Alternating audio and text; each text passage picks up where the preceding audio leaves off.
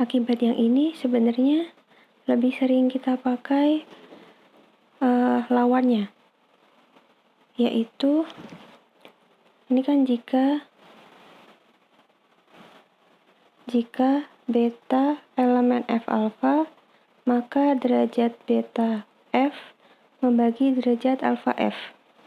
Lalu lawannya adalah jika derajat beta F tidak habis membagi derajat alfa atas F, maka beta bukan elemen dari F alfa. Yang ini lebih sering dipakai.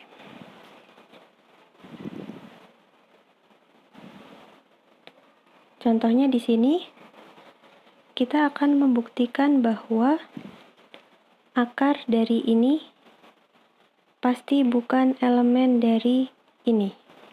Jadi di sini F-nya adalah Q. Dan alfanya adalah akar 2. Betanya akar dari ini, akar dari PX. Bisa dituliskan beta sama dengan akar pangkat 3 dari 2. Karena dia adalah akar dari X pangkat 3 min 2. Kita akan buktikan bahwa akar pangkat 3 dari 2 tidak masuk di F alfa, yaitu Q akar 2. Caranya bagaimana? Kita lihat dari sebelumnya, derajat akar 2 di Q itu 2, karena akar 2 adalah akar dari X kuadrat min 2. Jadi derajatnya 2. Sementara beta derajatnya 3. Dan 3 tidak habis membagi 2. Akibatnya dari akibat 2 tadi, pasti beta bukan elemen dari Q alfa. Jadi begitu pemakaiannya.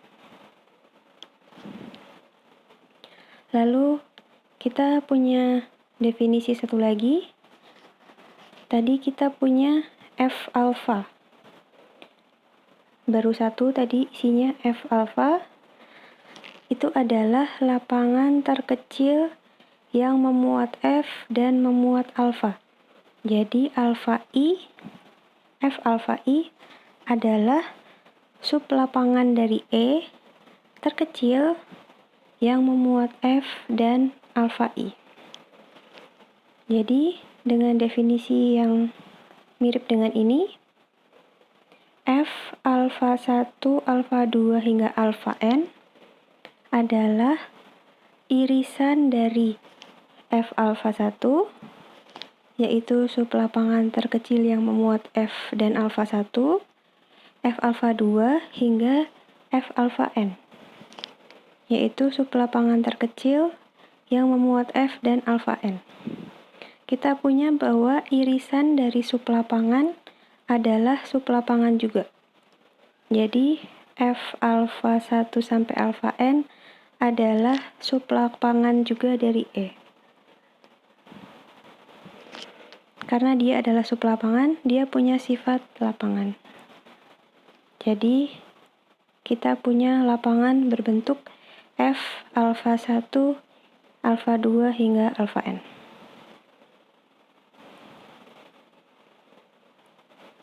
Kita punya teorema satu lagi.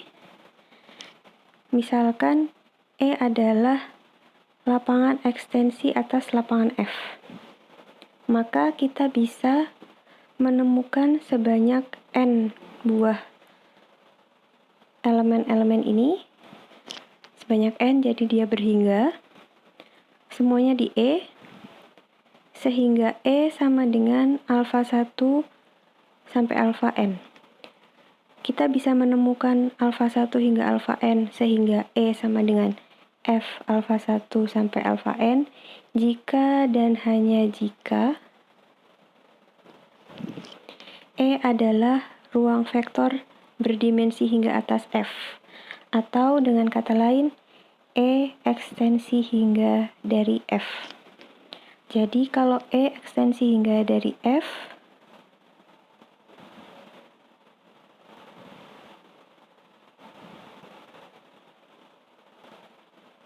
dia misalnya M, belum tentu N sama dengan M ya. Jika E adalah ekstensi hingga dari M, dengan kata lain, dia berdimensi M, maka kita bisa menemukan alfa 1 hingga alfa N, sehingga E sama dengan F alfa 1 hingga alfa N. Gitu. Bagaimana cara menemukannya? Kita tinggal masukkan saja. Jadi kita punya F, lalu kita punya E. Nah, ambil sebarang alfa 1 di sini. Lalu kita buat F alfa 1. Kalau misalnya F alfa 1 sudah sama dengan E, sudah selesai. Tapi kalau tidak sama dengan E, kita ambil lagi yang ada di luar. Misalnya alfa 2. Lalu kita gabung lagi menjadi F alfa 1 alfa 2. Kalau dia sudah sama dengan E, selesai. Kalau belum, kita ambil lagi di luar alfa 3. Dan seterusnya, sampai kita menemukan bahwa F alfa 1 sampai alfa N itu persis dengan lapangan E. Dan ini pasti ditemukan jika E-nya berhingga. Jika E atas F degree-nya berhingga.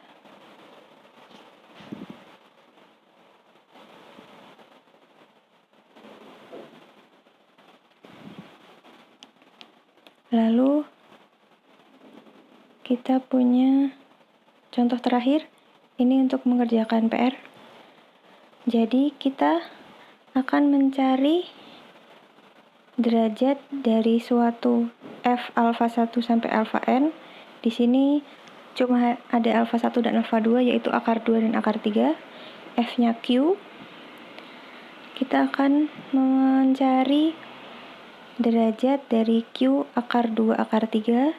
Pertama atas Q akar 2. Lalu kita mau mencari derajat lapangan yang sama, Q akar 2 akar 3 terhadap Q. Nah, pertama kita memandang lapangan yang tengah, yaitu Q akar 2. Dari teorema 30.23, karena di sini alfanya 2, akar 2, dan akar 2 itu degree-nya 2, maka basis dari Q akar 2 atas Q itu adalah akar 2 pangkat 0, yaitu 1, dan akar 2 pangkat 1, yaitu akar 2.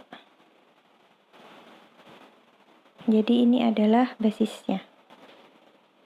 Lalu, gunakan teknik pada 29.10 pada Frali untuk menunjukkan akar 2 plus akar 3 ini adalah akar dari PX ini. Seperti apa itu? Di sini. Jadi kita akan menghilangkan akar. Pertama kita pindahkan salah satu dulu, misalnya akar 2 yang pindah ke kiri. Lalu kita kuadratkan. Di hasilnya di sini masih ada akar. Kita pindahkan yang tidak ada akar semua ke kiri dan yang ada akar semua di kanan agar kita bisa kuadratkan lagi. Nanti hasilnya adalah ini.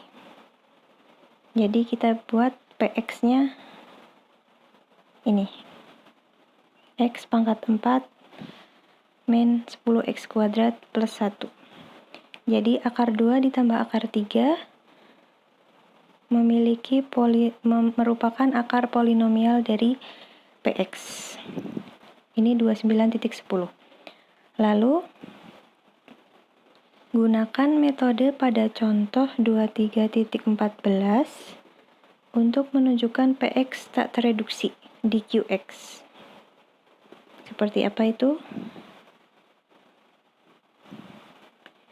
Jadi, kalau ingin menunjukkan X pangkat 4 min 10X kuadrat plus 1 tak tereduksi, kita lihat kemungkinannya, karena dia pangkat 4, dia pasti seandainya dia tereduksi, dia pasti pangkat 1 dan pangkat 3, atau dua-duanya pangkat 2.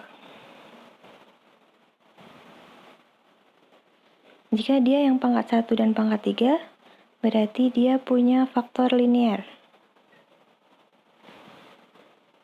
Jika dia yang dua-duanya pangkat 2, berarti dia punya faktor kuadrat.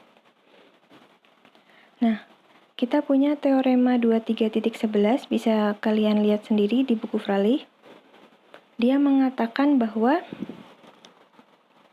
jika PX memiliki faktor linear di QX, dia juga pasti punya faktor linear di ZX. Padahal kalau punya faktor linear di ZX, berarti dia X min M, di mana M-nya bilangan bulat.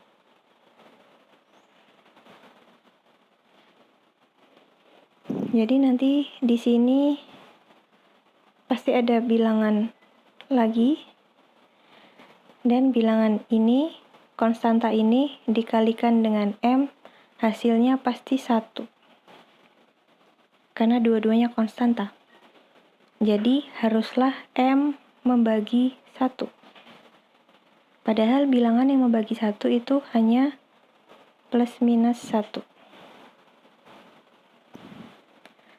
Kalau X min M adalah faktor dari PX, berarti M adalah akar dari PX. Kita cek apakah 1 atau min 1 akar. Dimasukkan 1, dia hasilnya adalah 1 min 10 plus 1 itu minus 10. Dan dimasukkan min 1, sama hasilnya minus 10 juga. Jadi dua-duanya bukan akar, karena P1 dan P-1 keduanya bukan 0. Jadi yang ini sudah pasti salah. Jadi kemungkinannya hanya yang faktor kuadrat. Tapi jika kita buka dia menjadi faktor kuadrat, jika PX memiliki faktor kuadrat di QX, sama dengan teorema 23.11, dia juga punya faktor kuadrat di ZX. Jadi kita bisa misalkan PX adalah perkalian dua faktor kuadrat ini, di mana koefisiennya semuanya di Z. Lalu kita buka perkalian ini, kita samakan dengan PX, yaitu ini X pangkat 4 min 10X kuadrat plus 1. Jadi nanti hasilnya adalah B kali D itu 1, itu koefisien yang konstan. Lalu AD plus BC itu koefisien dari X, dia 0. Koefisien dari X kuadrat yaitu AC plus B plus D, dia min 10.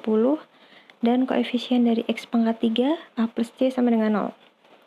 Dari sini kita punya A sama dengan min C, dan dari BD sama dengan 1, kita punya B sama dengan D sama dengan plus minus 1. Lalu kita masukkan ke sini, AC plus BD sama dengan 0. Nanti kita hasilkan C kuadrat sama dengan 12, dan C kuadrat sama dengan 8. Bisa dicoba sendiri. Dan dua-duanya tidak menghasilkan bilangan C yang bulat. Jadi tidak ada C yang memenuhi. Akibatnya tidak ada A, B, C, D yang memenuhi. Jadi X pangkat 4 min 10X kuadrat plus 1 tidak mungkin punya faktor kuadrat. Karena dia tidak mungkin punya faktor linear dan tidak mungkin punya faktor kuadrat, maka PX tak tereduksi. Jadi, karena PX tak tereduksi, maka irreducible dari akar 2 plus akar 3 di Q, dia adalah PX dan derajatnya 4, karena dia X pangkat 4. Sementara, derajat dari akar 2 di Q, dia cuma 2, karena akar 2 akar dari X kuadrat min 2. Karena 4 tidak membagi 2, maka akar 2 ditambah akar 3 tidak masuk di Q akar 2.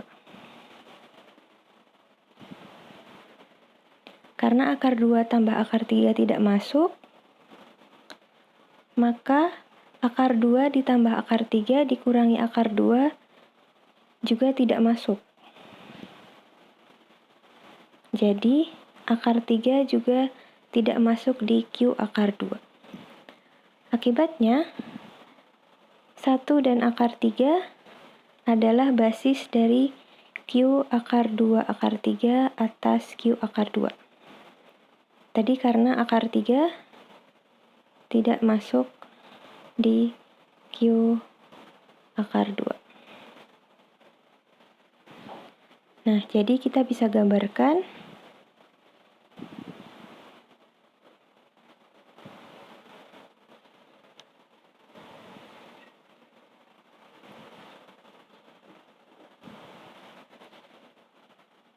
di sini ada Q akar 2, dia di ekstensi menjadi Q akar 2 akar 3, dan di sini yang paling kecil Q.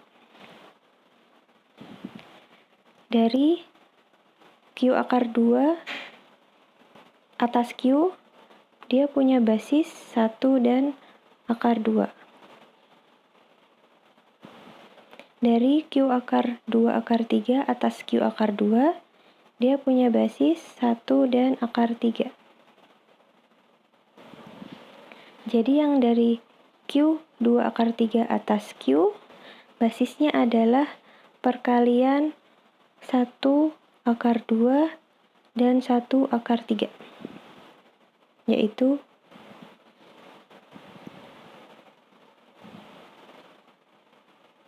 ini. Jadi perkalian dari 1 akar 2 dan 1 akar 3, hasilnya adalah 1 kali 1 menjadi 1, 1 kali akar 3 menjadi akar 3, akar 2 kali 1 sama dengan akar 2, dan akar 2 kali akar 3 menjadi akar 6. Itu adalah basis dari ekstensi yang paling besar, Q akar 2 akar 3 atas Q.